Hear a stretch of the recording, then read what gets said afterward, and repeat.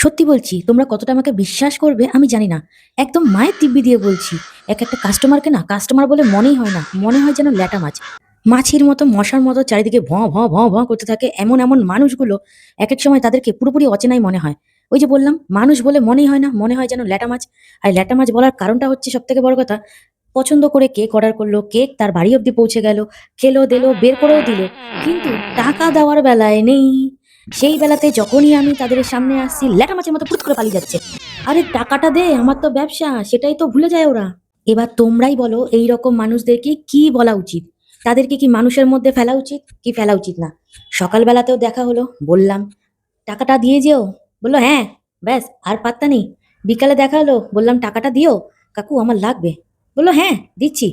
আর পাত্তা নেই। এবার তোমরাই আমাকে বলো, আমি এরপরে তাকে আর কি বলতে পারি? নামটা ঠিক দিয়েছি কিনা তোমরাই আমাকে বলবে। ল্যাটা মাছ। অনেক হলো বাবা ওই ল্যাটা কাকুর গল্প। এবার বলি এই কাস্টমারের কেকের কথা। এটা না বললে পরে আবার কাস্টমার রাগ করবে। এই কেকটা অর্ডার করেছিল আমাকে মধ্যমগ্রাম থেকে অনলাইনে এক কাস্টমার। অনেকদিন আগেও আমাকে বলে রেখেছিল, দিদি আমার এইরকম কেক লাগবে। কি কি ডেকোরেশন ওর এই কেকের মধ্যে আছে বাকি ভিডিওর মধ্যে তো তোমরা দেখতেই পারবে। যারা এখন অব্দি আমার পেজটাকে ফলো করেনি, টুক করে গিয়ে ফলো করে নিও। নতুন নতুন অনেক ভিডিও তোমাদের জন্য ওয়েট করে রয়েছে। তবে এই কেকটার একটু চাপ ছিল কেকের কালারটা নিয়ে। এই কেকের পার্টগুলো পরের ভিডিওতে চলে আসবে। ভালো থেকো, হর হর মহাদেব।